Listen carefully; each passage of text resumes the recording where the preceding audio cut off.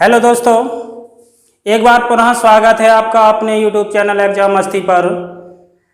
आज संख्या पद्धति की कड़ी में एक बार फिर पढ़ेंगे एक से एक पढ़कर क्वेश्चन। चलिए, आज टाइप कौन सा है? टाइप पढ़ेंगे आज शेष के आधार पर क्वेश्चन पहला, यदि किसी संख्या को 121 से विभाजित किया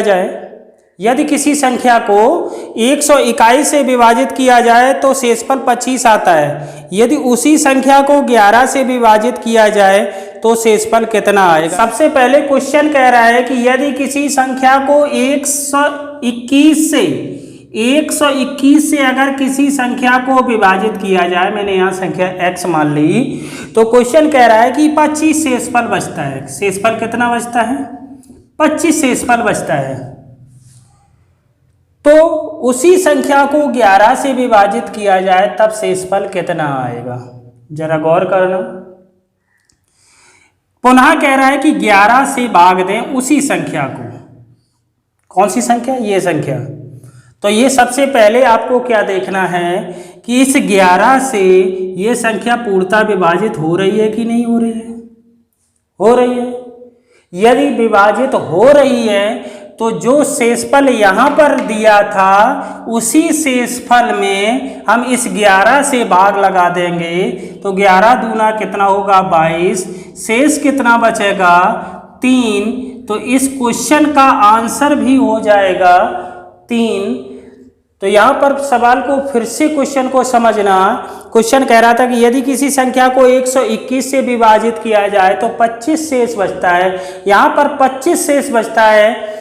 फिर कह रहा है कि यदि उसी संख्या को 11 से विभाजित करें तो शेषफल कितना बचेगा? तो 11 को सबसे पहले ये देखना है, जो पहले ये संख्या भाग करने के लिए जितनी संख्या से कह रहा था उसमें भाग जा रहा है कि नहीं जा रहा है। यदि जा रहा है तो आप जितना शेषफल उधर दे रहा था, जो आगे शेषफल दे रहा था, उसी शेषफल में इस 11 से ही भाग देंगे जो यहाँ इस संख्या से भाग देने के लिए कह रहा है। तो उस संख्या का उस शेषफल में भाग देंगे, जितना शेषफल बचेगा वही इस क्वेश्चन का आंसर हो जाएगा।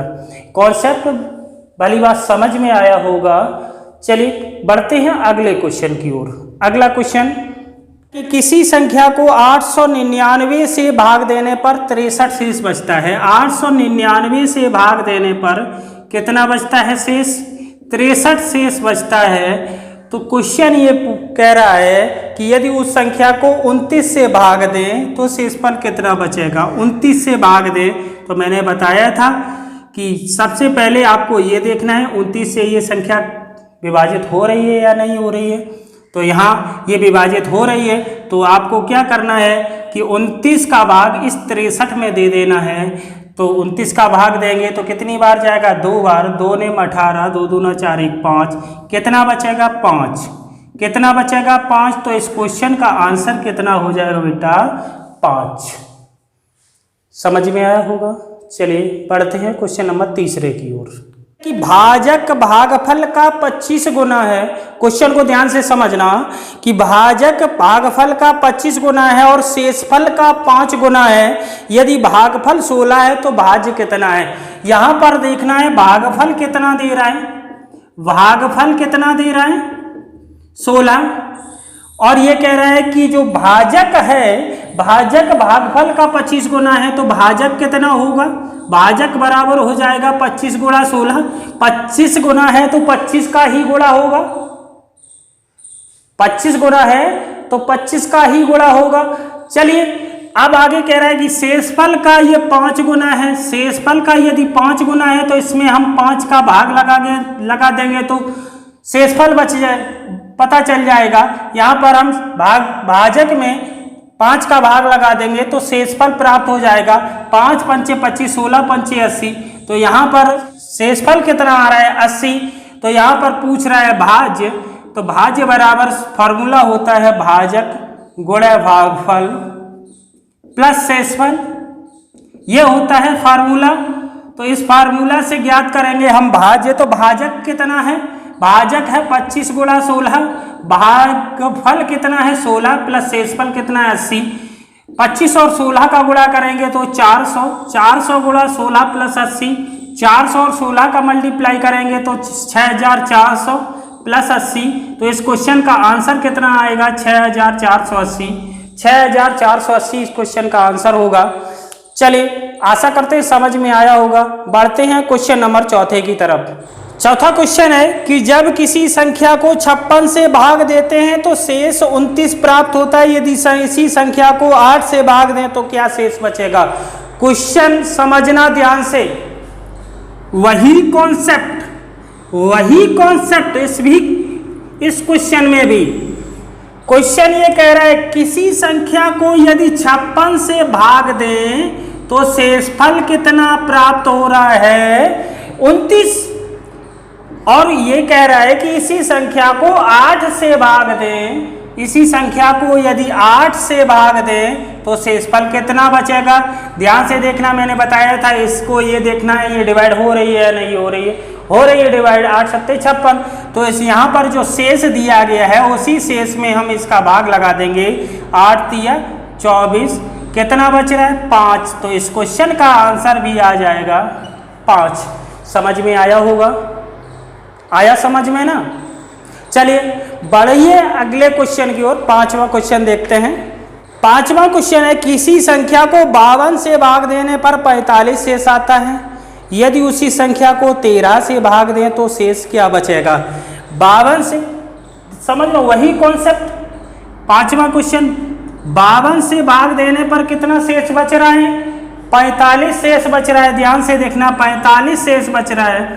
तो कह रहा है कि उसी संख्या को 13 से भाग दें तो 13 से भाग अगर देंगे तो यहाँ आपको देखना है 13 से भाग लगाएंगे तो 13 चौको 52 ये कट रही है। तो इस जो शेष दिया है उसी में भाग लगा देंगे।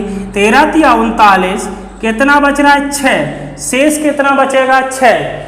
तो इस क्वेश्चन का आंसर भी कितना आएगा 6। समझ में आया ना। चलिए बढ़िए अगले क्वेश्चन को उड़ा दो, अगले क्वेश्चन को भी इसी प्रकार से। चलिए क्वेश्चन नंबर 6वां। क्वेश्चन कह रहा है कि जो भाजक है शेषफल का 3 गुना है। शेषफल कितना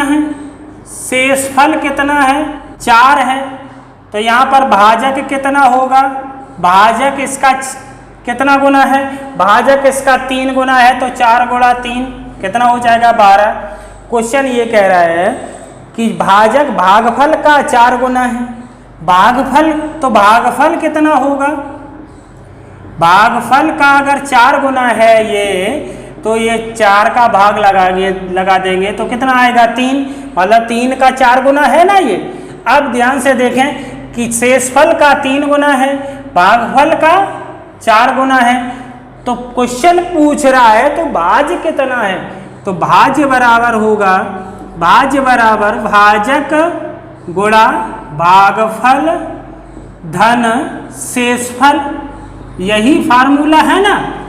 तो यहाँ पर भाजक कितना है 12, भागफल कितना है 3, शेषफल कितना है 4, 12 तिया 36, और 36 में जब 4 को जोड़ेंगे तो कितना आंसर आएगा 40। कितना आएगा 40। तो इस प्रश्न का आंसर कितना आएगा 40। समझ में आया होगा। अगर समझ में आ रहा है तो लाइक कर दीजिए वीडियो को, लाइक कर दीजिए वीडियो को। चलिए आगे क्वेश्चन नंबर 7 को देखते हैं। क्वेश्चन नंबर 7वां, किसी संख्या को 68 से भाग देने पर भागफल 269 और शेषफल 0 आता है। शेषफल कितना आता है 0 आता है। यदि इसी संख्या को 67 से भाग दें तो शेषफल कितना आएगा। यहाँ पर आपको देखना है, अगर हम संख्या ज्ञात करें तो संख्या बराबर हो जाएगा, सवाल कह रहा है कि 68 से भाग दें, 68 से भाग दें तो भागफल कितना आ रहा है 269, शेषफल कितना आ रहा है 0। तो संख्या ज्ञात हो गई ना। भाज्य बराबर भाजक गुणे भागफल धन शेषफल।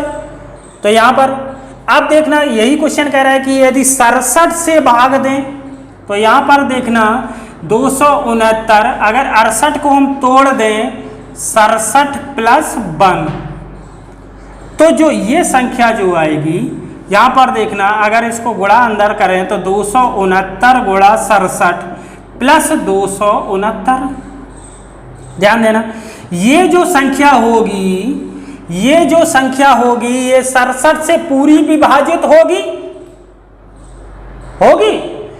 67 से ये पूरी विभाजित होगी, क्योंकि ये यहाँ पर 67 का मल्टीप्लाई है। अब यहाँ इसको देखते हैं 289 को कि ये 67 से कितनी बार जा रहा है भाग, तो 67 का कितनी बार जाएगा देखें, तो यहाँ पर 4 का अगर हम मल्टीप्लाई इसमें कर दें तो कितना होगा, 4 सत्ते 28, 2 4 6 24, 2 26, 268 आ रहे हैं।